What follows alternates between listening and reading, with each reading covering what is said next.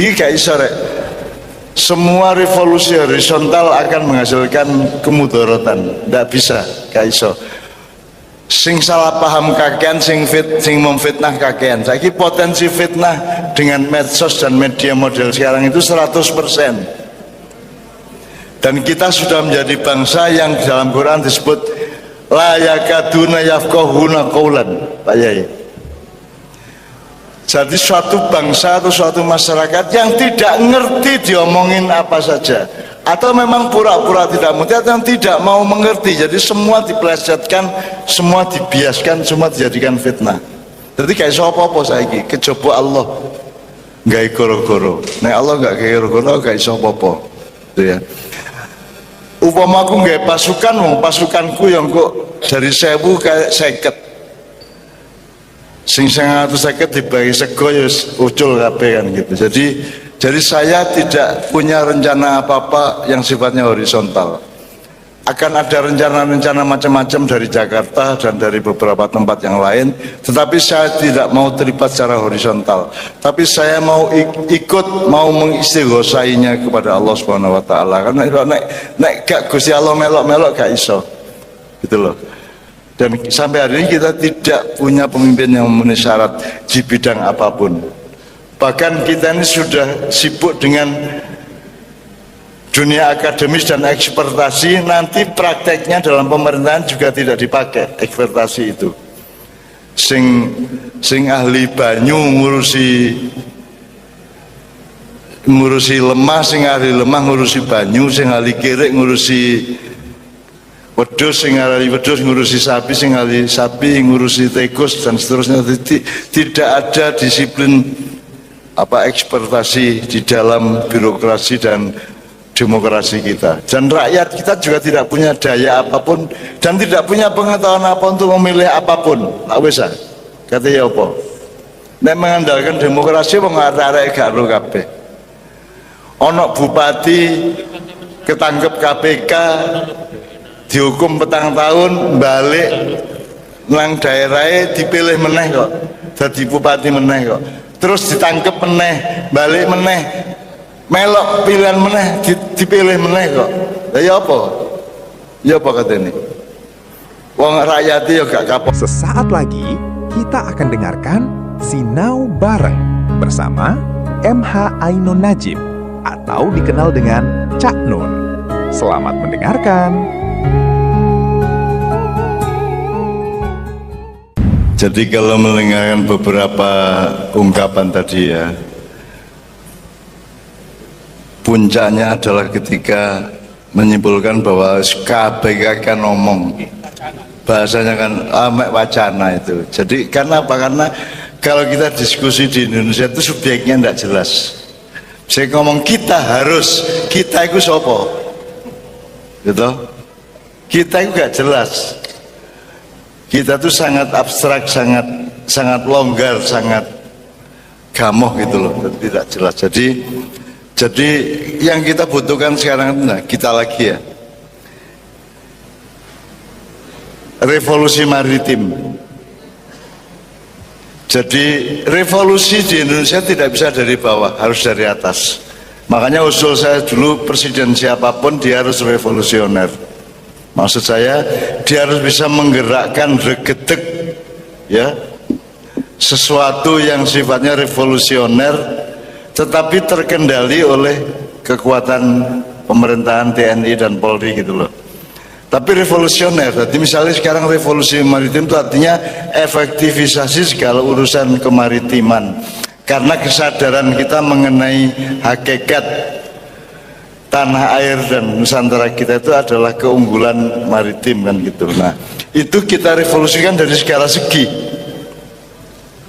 Tetapi itu hanya bisa dilakukan kalau kita punya pemimpin yang menyadari itu dan mengetahui itu.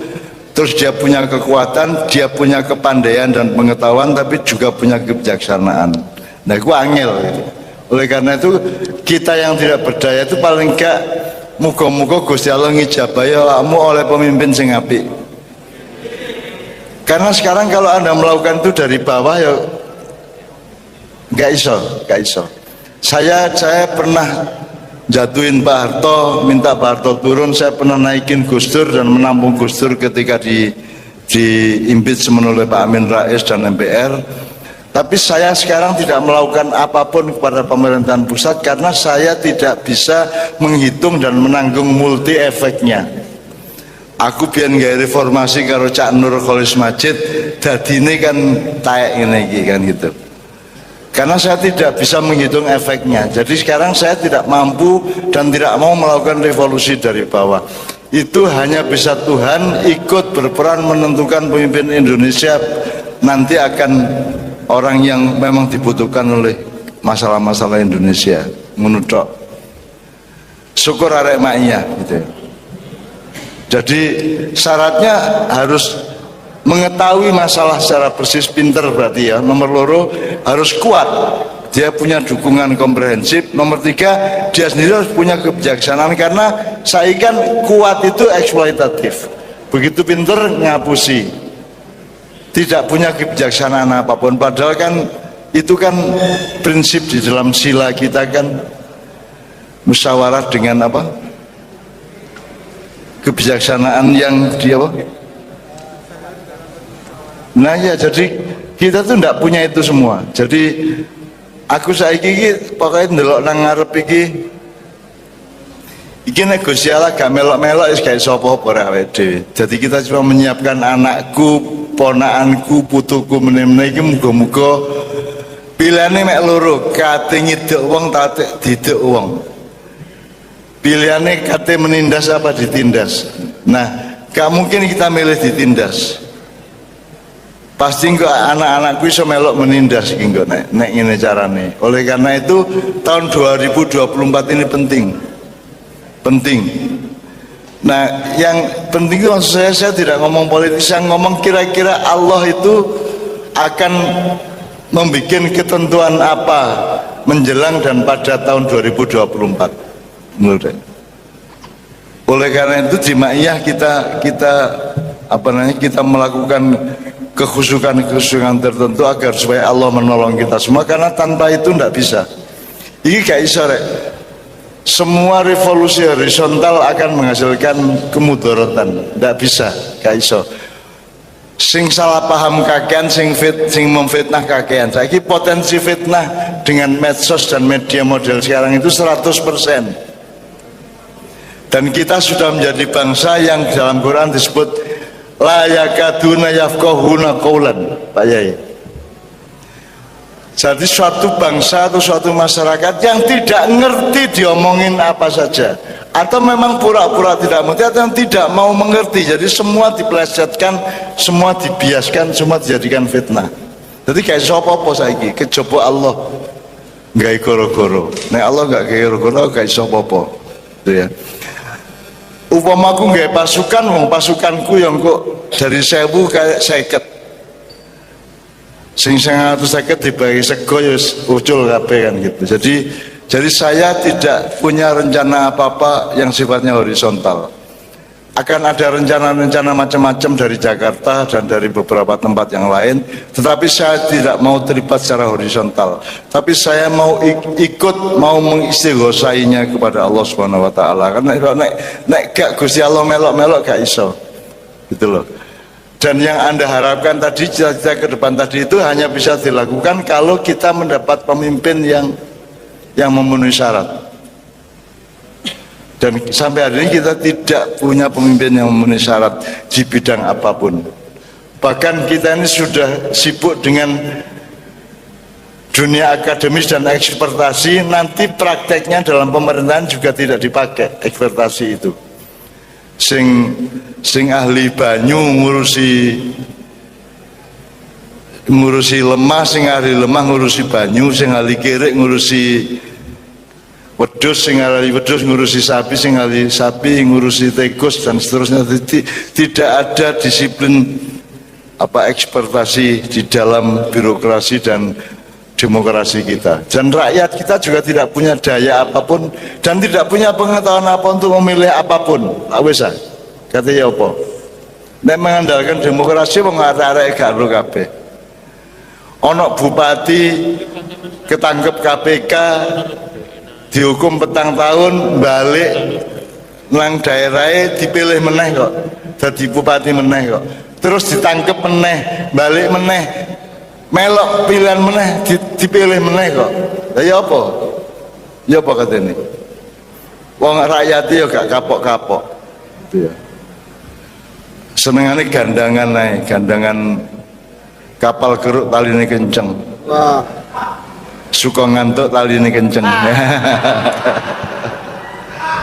Alah, apa Anggi iku awakmu iku di dunia perkapalan itu menggambarkan kapal keruke.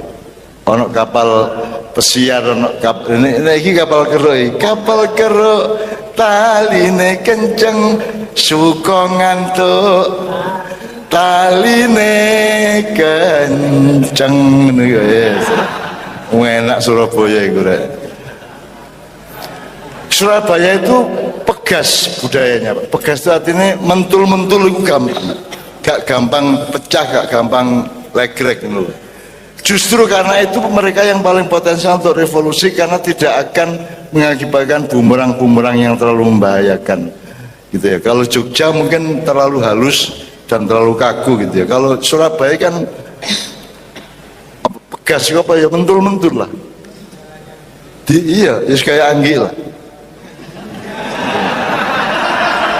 Dibanting itu yang mumbul ya malahan ngepir gitu. Oke, sekalian sekarang saya tidak bermaksud mengakhiri acara, tapi kita puncai, kita nanti endingnya kita akan nyanyi bersama aja untuk kejayaan Nusantara masa depan, karena tema kita adalah membangun keunggulan maritim. Tadi saya lupa bercerita Pak, jadi sing bengkuang lho rek, kapal Majapahit berupa bengkuang itu kan kemudian kan dirampok karo Portugis, karo pasukan Portugis, perampok yang dari Eropa menjarah seluruh dunia termasuk ke lautan Indonesia. Jadi hancurnya kekesatriaan dan etos kepribadian bangsa Indonesia itu sejak itu. Karena kan pendekarnya tepat-tepat, tapi nek pendekar itu paling pol pedang karo tombak ngono ya, karo keris ngono ya, utawa pencak ngono ya. Tapi nek musuh meriem ya apa, nek musuh bedil ya apa.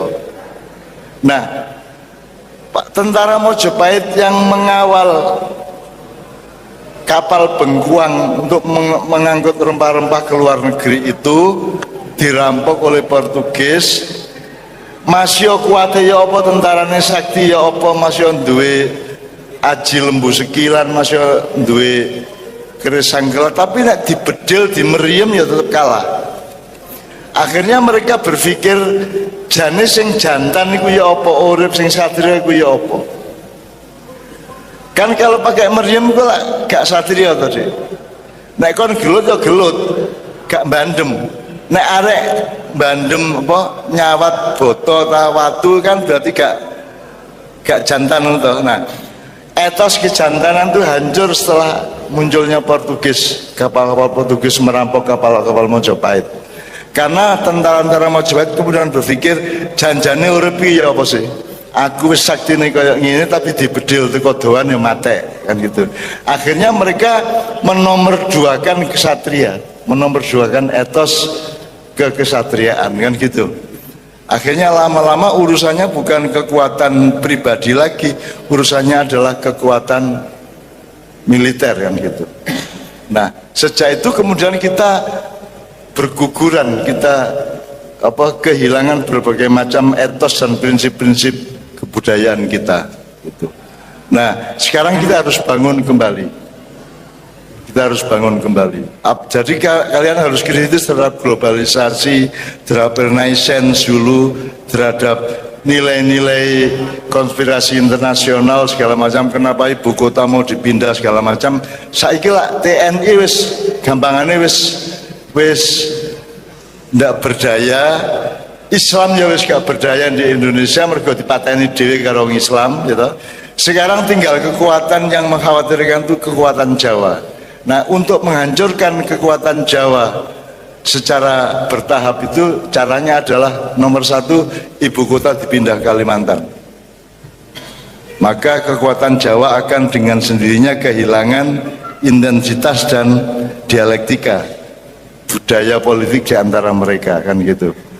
Nah itu barusan saya ngobrol sama Pak Rektor, jadi memang oke, tapi gak usah ngurusi itu, apa sih penting awakmu sebagai wong perkapalan itu duwe etos masa depan, wani bercita-cita, dan nek awakmu dadi wong sing ancane kudune dadi sebagaimana qadarnya Allah, ojo kuwatir kok Allah sing ngewangi. Karena peperangan yang dialami Kanjeng Nabi juga tidak rasional. Perjanjian Hudaibiyah itu kan rasional. Sekarang kita berada pada situasi Hudaibiyah, anak-anak Ma'iyah ini. Nah didelok-delok anjane Ma'iyah ya duduk NU, duduk Muhammadiyah, duduk Parpol, duduk Ormas, duduk apa-apa, gak duwe kekuatan apa-apa. Tetapi kekuatan kita terletak pada bahwa kita tidak melakukan yang orang lain lakukan yang jelas malah merusak. Minimum kita tidak ikut merusak. Gitu loh. Itu kekuatan juga. Kita tidak membuat institusi apapun yang selama berabad-abad terbukti berpuluh-puluh tahun terbukti merusak dan minimum tidak bisa mengatasi masalah. Nah kita di Ma'iyah kita tahu bahwa kalau kita tidak bisa mengatasi masalah, minimum tidak menambah masalah langsung narik ketian ya. Nah kita tidak menambah masalah, dan insya Allah mudah-mudahan itu membuat Allah nanti memandatkan kepada teman-teman Ma'iyah untuk mengatasi masalah pada suatu hari.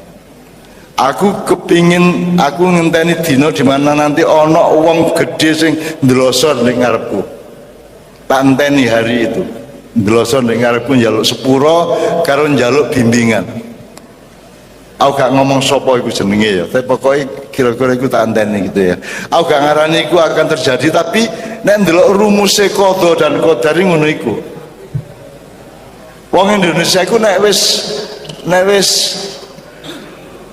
kebaca ilate kait melet-melet yang gitu. Untuk tobat itu harus hancur dulu kan gitu orang Indonesia itu. Kita anak Ma'iyah, Anda ndak perlu husnul khotimah, ndak perlu tobat melalui kehancuran. Tobat mulai saiki, apik terus husnul hayat, ndak usah husnul khotimah. Nah, husnul khotimah berarti sebelumnya Anda su'ul hayat gitu kan. Ngerti ya maksudnya ya? Oke. Tidak ada yang bisa dibandingkan dengan rahmat Allah yang melimpah ruah kepada bangsa Nusantara Indonesia ini. Nothing compare. Tidak ada yang sekarang bandingan lah.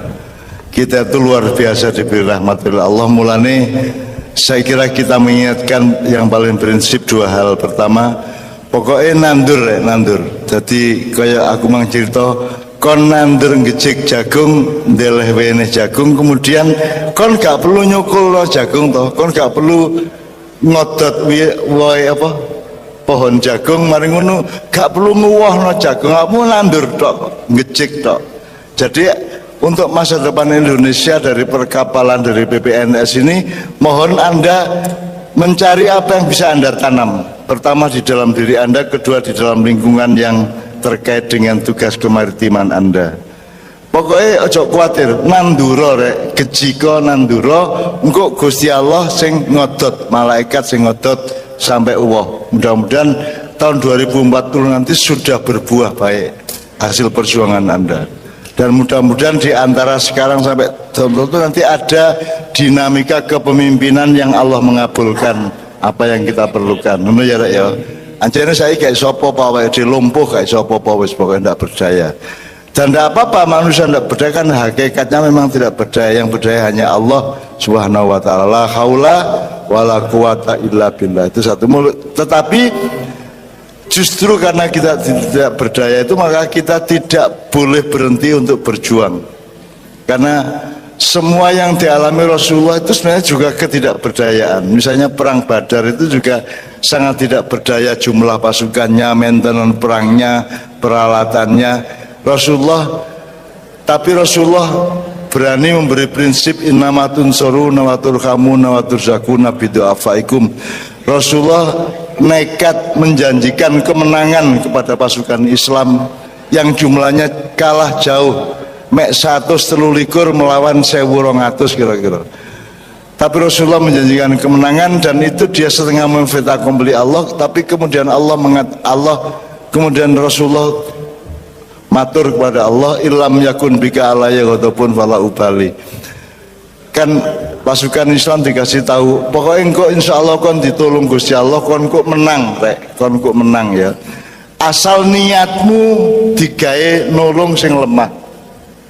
Bidu afaikum. Jadi tak jaluk arek-arek PPNS menemukan bahwa kita itu hidup di dalam berbagai macam kelemahan, dan kita ingin menolong kelemahan itu, manusia dalam kelemahan itu, agar supaya bisa tumbuh dan bangkit ya.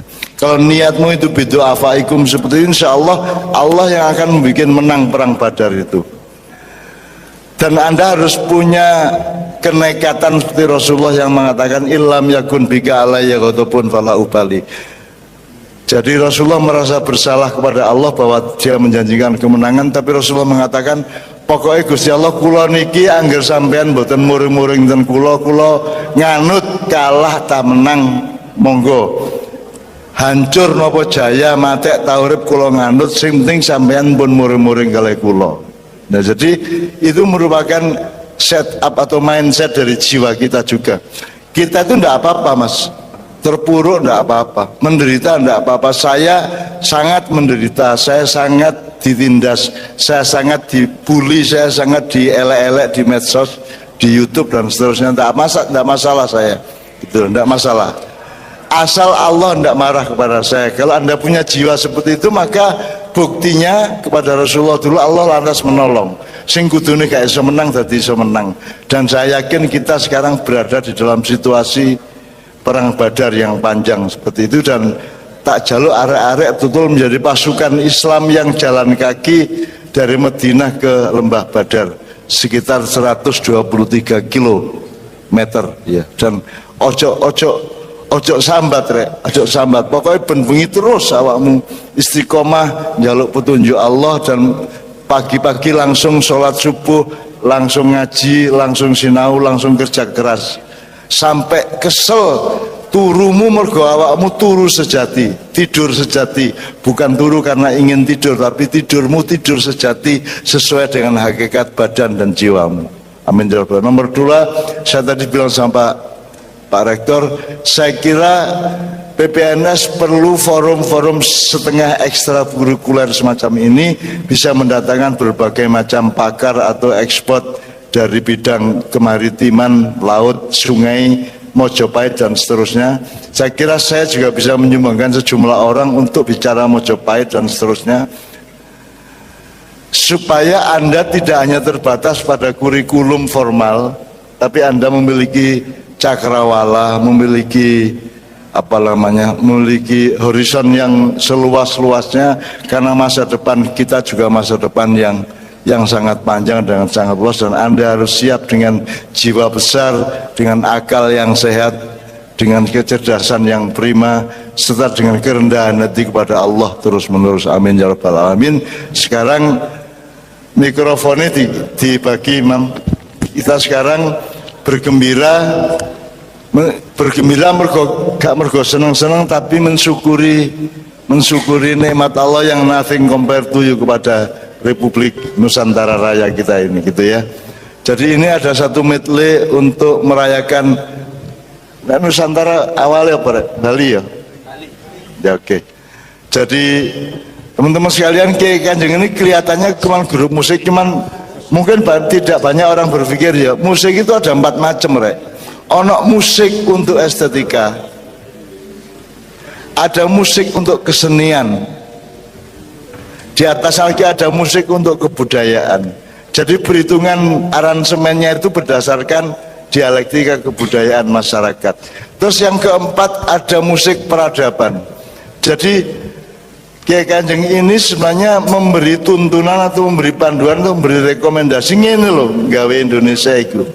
Itu pidatonya Perdana Menteri Inggris waktu itu persis seperti itu. Jadi dia mengatakan dunia ini seharusnya di set up, di manage sebagaimana Kiai Kanjeng memanage musiknya.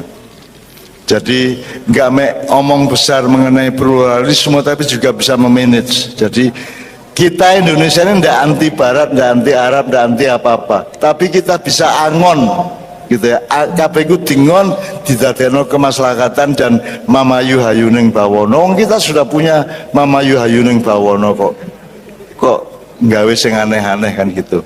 Kita sudah punya tuntunan dari masa silam luar biasa, termasuk dari Mojopahit, dari Mataram, dari era Wali Songo dan seterusnya. Saya kira banyak sekali yang bisa diforumkan, Pak. Mungkin 3 bulan sekali paling tidak gitu ya.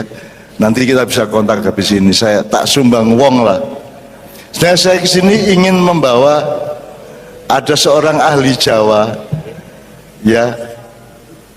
Tapi kesehatan beliau kurang memungkinkan untuk saya ajak mendadak ke Surabaya. Tapi suatu hari kalau direncanakan agak panjang, mungkin berikutnya kita bisa mengguru sama beliau. Jadi beliau ini orang yang di dunia ini hanya ada 3 orang yang menguasai bahasa Kawi dan bahasa Sangsekerta aktif maupun pasif. 1 di India, 1 di Eropa, 1 di Indonesia. Yang di Indonesia dia barusan mendapatkan gelar doktor tapi di India. Di UGM dia tidak bisa dapat gelar doktor karena tidak ada pengujinya, tidak ada pembimbingnya, karena semua kalah dari dia. Maka dia mendapat gelar doktor itu di India. Nah, mungkin bulan depan atau 2 bulan lagi tidak masalah, nanti kita atur bersama. Beliau bisa dengan kesehatan yang tidak seperti saya. Aku lah cik iso playon, cik iso mencolot gitu ya, cik iso gelut gitu ya.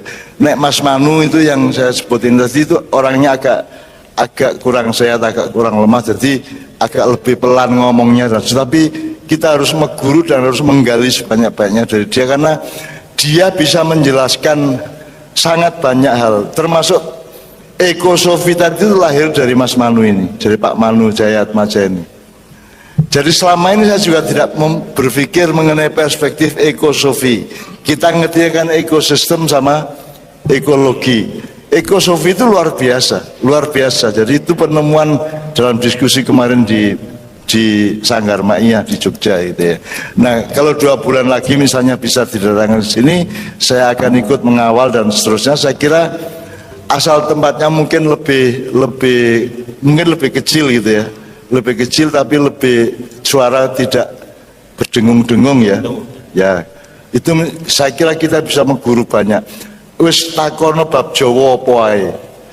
Takono bab Nyai Roro Kidul, takono bab Diponegoro, takono bab apa ae, karena beliau punya wacana orisinal yang tidak ada di keraton Jawa manapun, tidak ada di keraton Jogja, Solo, tidak ada. Hanya dia yang punya dari warisan-warisan yang beliau dapatkan langsung dari main resource-nya dulu gitu dan seterusnya. Jadi itu Pak Rektor, mudah-mudahan ini akseleratif, ini akan terus dan progresif, akan berkembang terus sehingga suatu hari akan lahir sesuatu untuk Indonesia Raya dari PPNS. Amin ya rabbal alamin. Apa lo kan kene iki isane mek nandur rek ya ta, mek ngejek karo ndeleh wene. Mari ngono lakon gak melok gedhekno, gak melok modot, lapo kok repot. Wis pokoke ngejiko karo ngandura wis beres. Engko sing gedhekno rabi sekali kok turuni bojomu lak dadi dhewe. Kono gak melok gedhekno, gak melok nglairno itu. Tapi dadi dhewe, jadi jangan khawatir kepada kuasa Allah. Wala ta'asu min rauhillah. Anda putus asa terhadap keterpurukan negara kita tidak ada masalah, tapi jangan putus asa terhadap pertolongan Allah, jangan putus harapan terhadap kasih sayang Allah. Nah itu yang paling penting. Jadi tak jaluk arek-arek PPNS masing-masing duweni cita-cita, duweni pengangen-angen, duweni tanduran wenih-wenih masa depan di dalam jiwanya, di dalam pikirannya, di dalam hatinya. Ngono ya. Allahumma sholli wa sallim ala Muhammad. Amin ya rabbal alamin. Nek ana sing salah-salah dari forum ini maka saya yang salah gitu ya. Kalau ada yang benar, kalau ada yang baik dan ada yang dikabulkan oleh Allah, maka semua itu berada di tangan keharibaan dan kasih sayang Allah Subhanahu wa taala. tak dongak norek pokoknya aku melok nyungguyung karo atiku sing jero from the bottom of my heart gitu ya anak jare wong Inggris. Tak dongakno teman muga-muga cita-cita Pak Rektor dan Anda semua ini kalau Gusti Allah dianggap kayak jagung ditandur mari ngono malaikat nyukulno terus meneh-meneh woh ngono ya amin ya rabbal alamin. Ngono ya aku pamit sih. 2 bulan lagi mudah-mudahan ada forum lagi kita datangkan banyak orang tokoh-tokoh yang lain. Assalamualaikum warahmatullahi wabarakatuh.